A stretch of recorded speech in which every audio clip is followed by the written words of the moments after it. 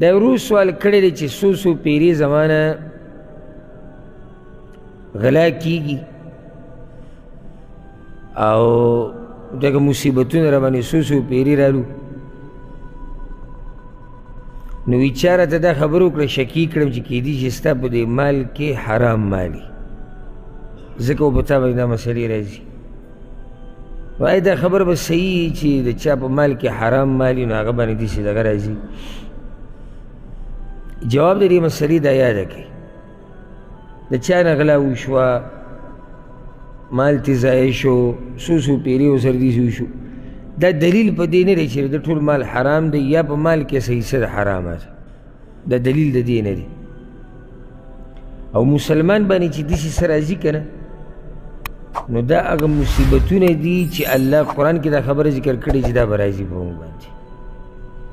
ګوره د مسلمان طریقه څه ده، د دیندار الله والا چې کله په ده باندې داسې مصیبتونه راشي نو دی د خپل نفس سره حساب کتاب وکړي او دی الله ته واپس شي او د الله سره خپل علاقه یا خپل هغه رابطه او تعلق هغه مضبوط کړي.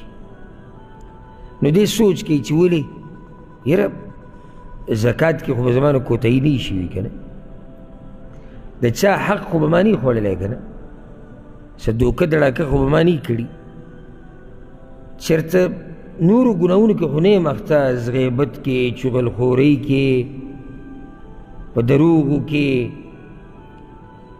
مونځ مې کیدای شي ګډوډي، مسلمان ته تکلیف رسومه.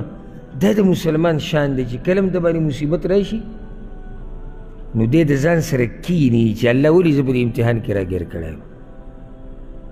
مونږ پاک خو نه یو که نه، که پاک یو څه کمی خو مونږ کې شتي که نه. او الله قرآن کې دا خبره ذکر کړې ده چې دا کم مصیبتونه چې راځي په تاسو فبما کسبت ایدي الناس، دا د دې خلکو هغه کړی دي، یعنی دا خلک چې څه کوي دا د هغې بدله ورته میلاوي. نو یو دا خبره یاده کړي او دې کې شک نشته چې طاعت او د الله عبادتونه دا برکت راولي. لکه اوس یو سړی زکات ورکوي، صدقې ورکوي، حلال مال ګټي، نور عبادتونه کوي، دې سره الله د په مال کې برکت اچوي او د مال په حفاظت کې. خو لازم نه ده، یاده کړئ دا خبره، لازم نه ده چې یو سړی به د الله صحیح بندګي کوي د ده مال به داسې په حفاظت کړي چې به ده به سخته نه راځي. نه، کله الله رب العزت په خپلو بندګانو باندې په دې صورت کې مصیبت راولي. ګوره کله په بیمارۍ په شکل کې راشي، کله په مال کې امتحاني، مال کې امتحان څنګه غلطي وشوه، ضایع شو، طوفان راغی، بله څه مسله راله، نو دې کې د مؤمن د ایمان پته لګي او الله ولا اجر ورکړي چې کله دی صبر وکړي. سورة البقره کې الله وایي که نه ولنبلونکم بشیء من الخوف والجوع ونقص من الاموال والانفس والثمرات. الله وایي خامخا به زه په تاسو امتحانونه راولم، د یری په شکل کې، د لوږې په شکل کې، د مال کمې ده، د نفسونو کمې ده، د میوو کمې ده. خو ګوره دا خبره یاده کوي، نیکان خلک یعنی چې همیشه د هغوی کوشش دی چې موږ حلال مال وګټلی او ځان د حرامو نه ساتي، د شبهاتو نه ځان ساتي، سره د دې کله ناکله پې الله په دې مال کې امتحان راولي. بلکې نیکانو خلکو باندې خو امتحانونه ډېر راځي. هغه مشهور حدیث ته امام ترمذي راوړی دی، یبتل الرجل على حسب دینه، په سړي باندې امتحان او مصیبت د هغه د دیندارۍ په اندازه راځي. فإن كان دينه صلبا اشتد بلاؤه، که چېرته دی په دیندارۍ کې مضبوطي نو بیا پې سخته هم مضبوطه راځي. وإن كان في دينه رقه، او که چېرته په دیندارۍ کې داسې کمی ابتلي على حسب دينه نو د هغې په اندازه باندې بیا په دې امتحان راځي. نو په نیکانو خلکو هم راتلی شي، نو ته ډایرکټ دا نشي ویلی چې د چا د پلاني باندې چې د په مال کې الله امتحانونه راولي نو ده به دا مال د حرام وي.